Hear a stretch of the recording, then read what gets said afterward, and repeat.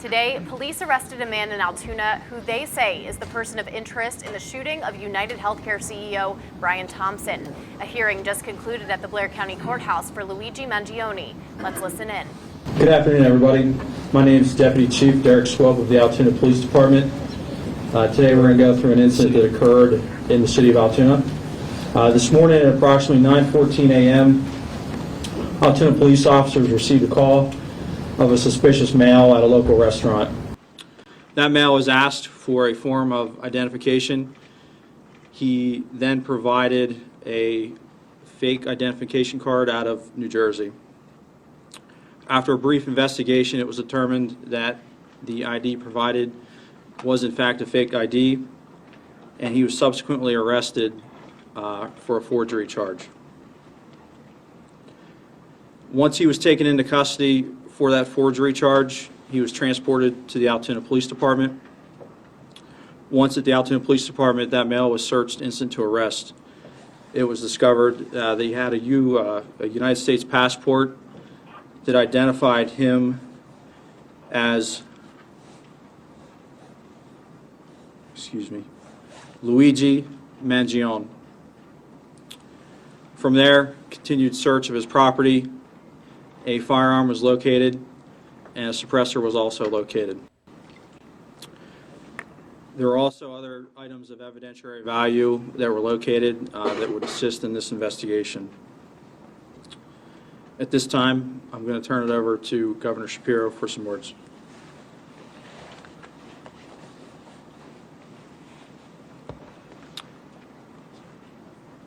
Thank you, Deputy Chief Swope, and let me acknowledge and thank the law enforcement who I'm joined with today, beginning with Lieutenant Colonel Bivens of the Pennsylvania State Police. I want to thank Senior Special Supervisory Agent Szabo from the FBI, and acknowledge NYPD Commissioner Daughtry and the women and men of the NYPD who join us here today, District Attorney Weeks, who you will hear from shortly. And I just concluded a briefing with Mayor Adams and Commissioner Tisch from New York. I want to begin by thanking our fellow Pennsylvania resident who acted as a hero today. Pennsylvania resident saw something early this morning at McDonald's and said something to our local police. And our local police here in Altoona acted swiftly. I want to say a special thanks to Officer Tyler Fry of the Altoona Police Department. Officer Fry is about 6 months into his time serving his fellow people here in Pennsylvania, and he acted swiftly, he acted with smarts, and he acted with calm. You know, safety often turns on the strength of the relationship between the community and law enforcement. We have that strong relationship here in Altoona, and it was proven here today. I want to ask all of our fellow Pennsylvanians to demonstrate the same type of thoughtfulness and courage and smarts as the individual at McDonald's did this morning, and help law enforcement here in Pennsylvania as we continue with our investigation. You'll see photos of the suspect who is here. And you should know that this suspect traveled between Philadelphia and Pittsburgh, making stops in between, obviously here in Altoona. I want to ask all of our fellow Pennsylvanians to help us with any tips that they might have by contacting us at 800-4-PA-TIPS. Again, that number is 800-4-PA-TIPS. The suspect was just arraigned here in the courthouse, and presumably New York will file charges very, very soon. That process will continue to play out, and justice will be delivered in this case. This case is hinged on attention. In fact, the attention in this case and the killing of Brian Thompson was helpful, no doubt, in allowing us to capture this killer, in alerting that individual at McDonald's this morning, and then having that individual contact police. But some attention in this case especially online, has been deeply disturbing, as some have looked to celebrate instead of condemning this killer. Brian Thompson was a father to two. He was a husband, and he was a friend to many. And yes, he was the CEO of a health insurance company. In America, we do not kill people in cold blood to resolve policy differences or express a viewpoint. I understand people have real frustration with our healthcare system, and I have worked to address that throughout my career. But I have no tolerance, nor should anyone, for one man using an illegal ghost gun to murder someone because he thinks his opinion matters most. In a civil society, we are all less safe when ideologues engage in vigilante justice. In some dark corners, this killer is being hailed as a hero. Hear me on this. He is no hero. The real hero in this story is the person who called 911 at McDonald's this morning. The real heroes every day in our society are the women and men who put on uniforms like these and go out in our communities to keep us safe. This killer was not a hero. He should not be hailed. Mr. Thompson, I understand, was laid to rest earlier today in Minnesota in a private setting.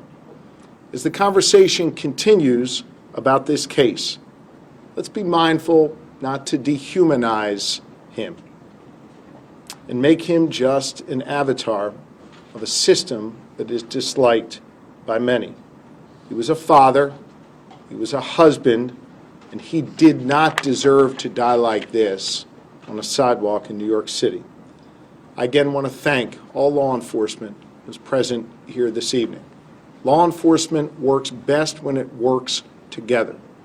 In this case, you have the New York Police Department working together with the Altoona Police Department, working together with our Pennsylvania State Police and our partners at the federal level as well. Everyone came together to solve this case and keep the public safe. I again want to ask my fellow Pennsylvanians, if you have any information regarding this suspect or his travels throughout Pennsylvania, please share those tips with us immediately. And with that, I want to thank District Attorney Weeks for his important work today and invite him to the microphone to say a few words. Thank you, Governor Shapiro. Good evening, everyone. I would echo the governor's sentiments. Law enforcement does work at its best when they work together. I'd also like to thank District Attorney Seidel. He and his staff came down from the Manhattan District Attorney's office today in record time to assist us at the Altoona Police Department. And as the governor stated, the state police, the Altoona Police Department, the FBI, the New York City Police Department, Logan Township Police Department, the Blair County Sheriff's Department, and other agencies all worked together today to do what needed to be done to seek justice. I often brag about how the community in Blair County isn't afraid to say something, to report a crime, to contact local law enforcement. And I've often touted how they've made their community, whether it be Altoona or somewhere else, a safer place to live. And today I submit that a resident from Altoona and the Altoona Police Department helped make New York City a safer place to live and helped kickstart the process to seek justice for a senseless killing. So again, I'd like to thank everybody, and it's my honor to introduce Deputy Commissioner Daugherty at this time. Thank you. Thank you, Mr. DA.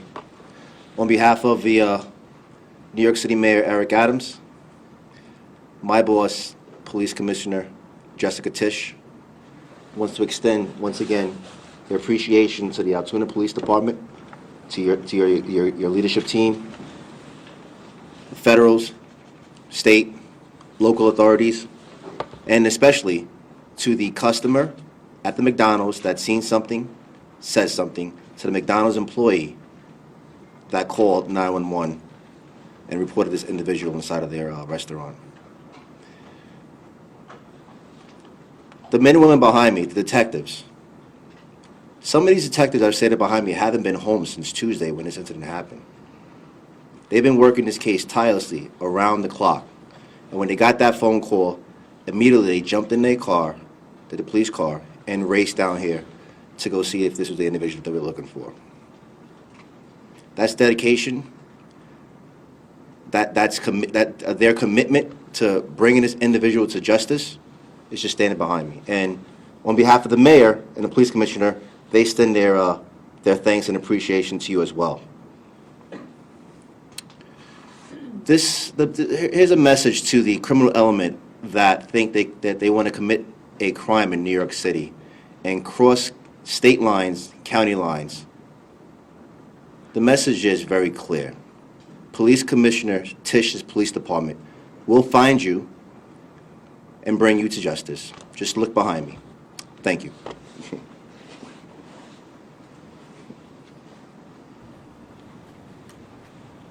Anybody else? I think with that, we'll be happy to try and take a few questions. Governor, question, I guess maybe for the local law enforcement about the arrest specifically today.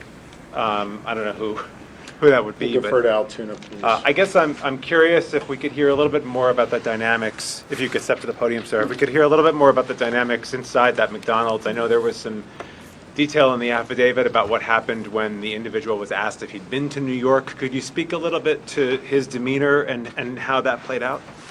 Sure. So it was a peaceful arrest, first and foremost.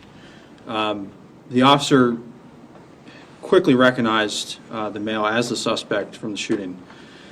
And within several seconds of the first contact, he had asked the suspect if he had been in New York City recently. And that really invoked a physical reaction from the suspect. He became visibly nervous, kind of shaking at that question. And he didn't really answer it directly. So that statement alone really said a lot. And the suspect didn't have to say a lot after that question to show that, he was very nervous at that point. Would that the officer that the governor mentioned who's new on the job, who was involved in that? Yes, so Officer Fry's here to my left. Officer Fry, you step this way a little bit.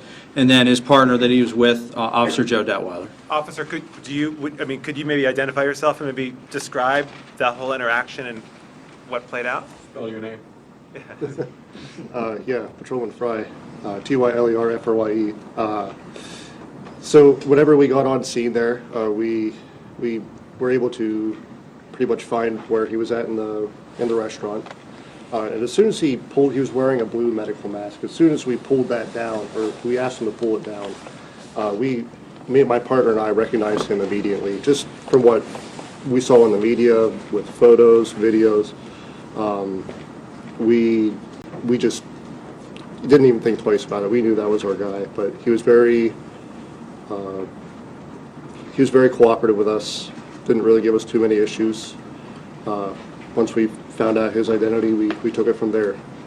How does it feel with 6 months on the job as a law enforcement officer to be part of, to make this arrest? I can't say I was expecting it by any means, but it feels good to get a guy like that off the street, especially starting my career this way.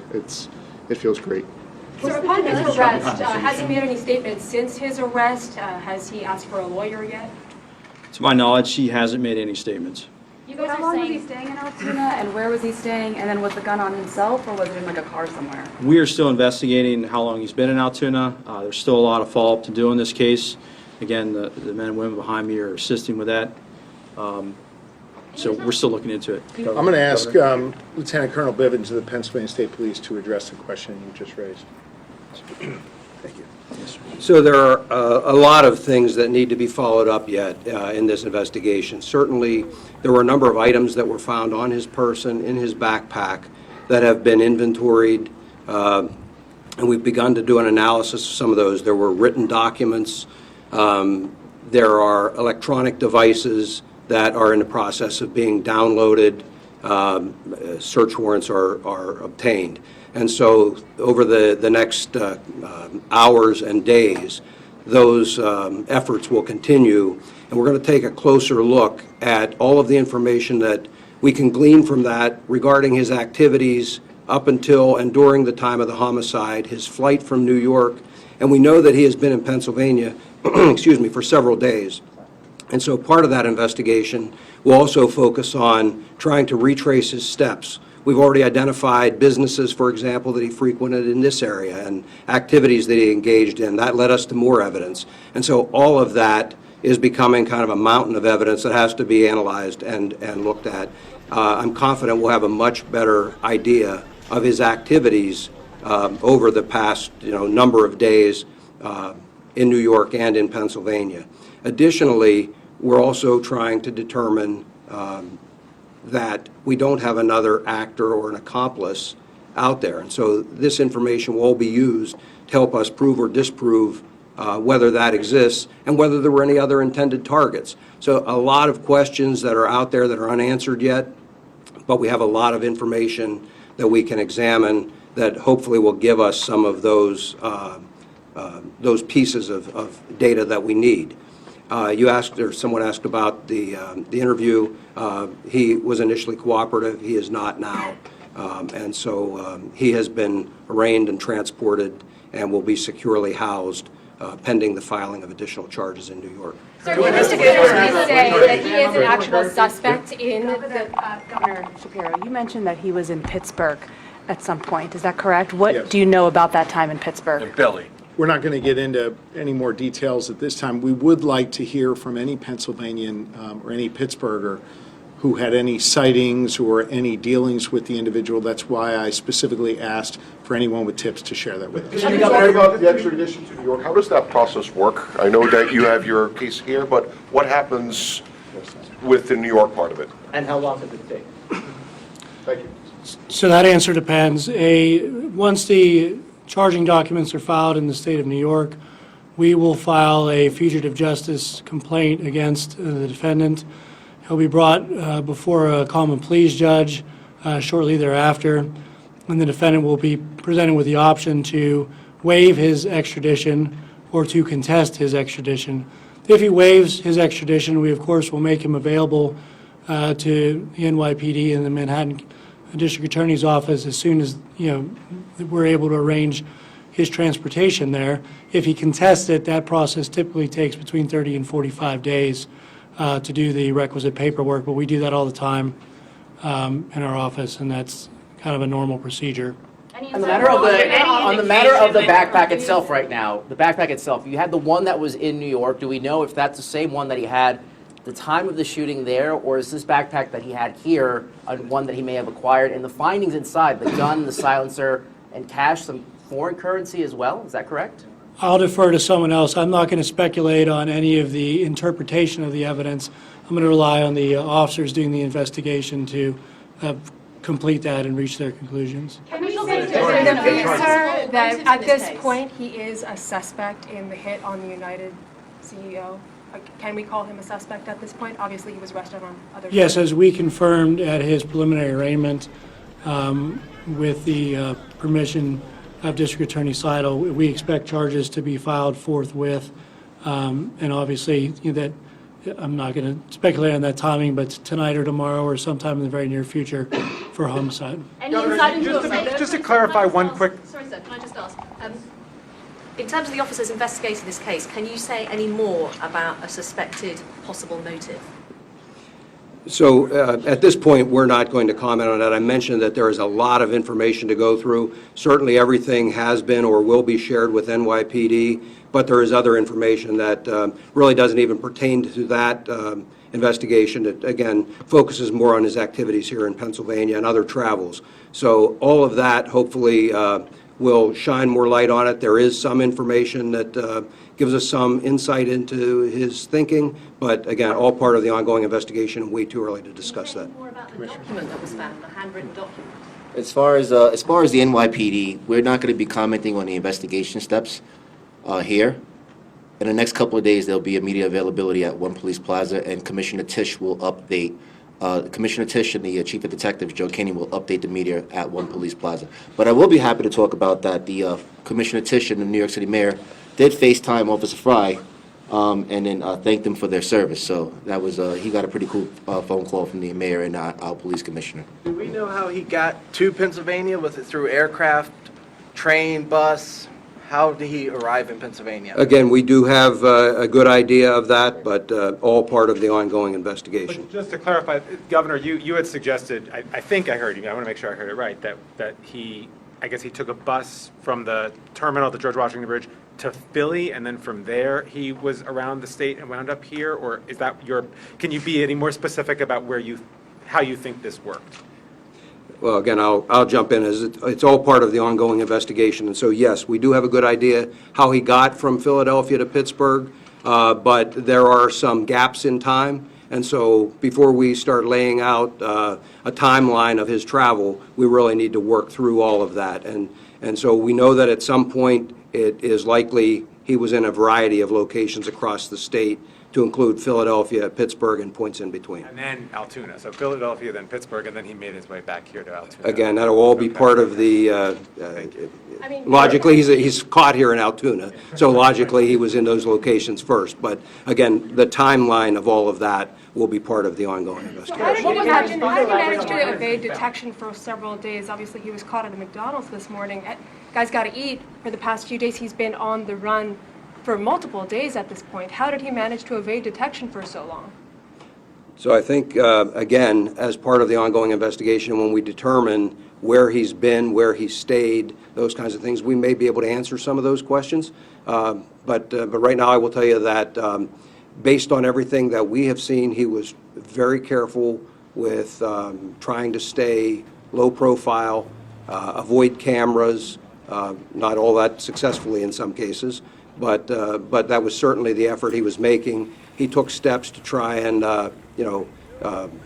avoid detection with some of the electronic devices and things as well. So, again, all part of the investigation, but clearly, somebody that was very security conscious and trying to avoid And to be somebody. clear, he has no criminal record, and this was a name that was not previously known to law enforcement? I am not aware of a criminal history on this Could you individual. speak to those tech evasion devices? It was mentioned in the hearing, and then the defendant said that those were waterproofing bags. Could you speak a little bit more to what was taken into evidence today? No, not at this point. Again, I've spoken generally about what's there, but at this point, everything remains under investigation, and we'll have much more information, and New York will certainly have information for you in the future. How confident are you this is the suspect? Is there still a search for any other suspects other than the accomplice or potential accomplice? We're still going to canvass. We're still going to investigate.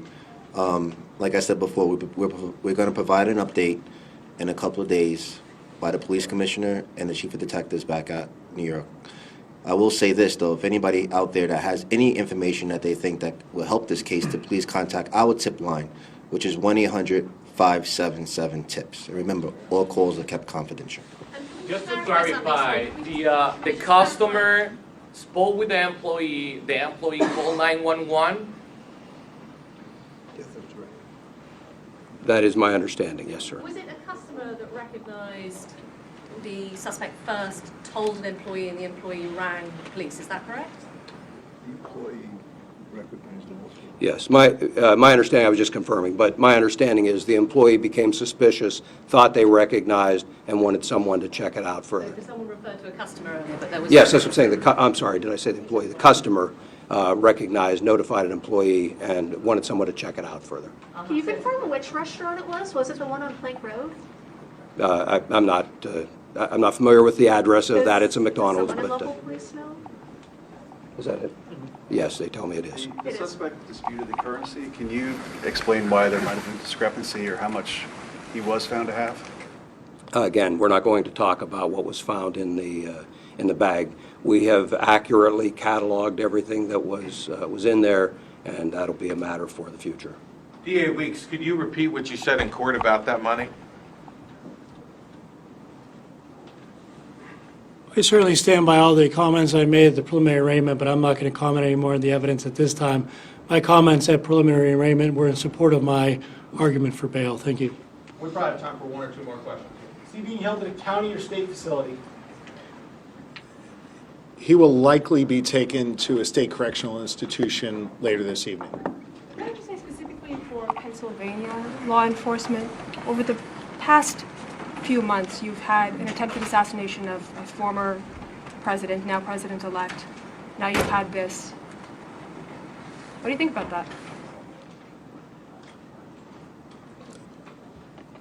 Violence can never be used to address political differences or to address a substantive difference or to try and prove some ideological point. That is not what we do in a civilized society. That was true in Butler, it was true in New York City, and it's true anywhere. That is not how you make progress in this country. The person, the suspect here, who shot at that CEO and killed that CEO is a coward, not a hero. And we need to make sure that in this country, we get back to having a civil discourse about our differences. And that is an important lesson coming out of Pennsylvania, and it is one that I think the rest of the nation needs to hear as well. On a law enforcement side, I will tell you that I am incredibly proud of the Pennsylvania State Police and local police in Butler and here in Altoona, who responded in a way that kept others safe and saved other lives. That was true at the fairgrounds in Butler, and it was true here today in Altoona. Had that local Pennsylvanian not spoken up, had that wonderful police officer who's been on this job for 6 months not acted calmly and swiftly, God knows what could have happened. So I think the lessons coming out of Pennsylvania are that violence is not a way to answer questions and address problems, and that we have the gift of law enforcement here in this Commonwealth who care deeply about the safety and well-being of our fellow Pennsylvanians and our fellow Americans, and I commend them for that. Thank you all. We'll wrap it here.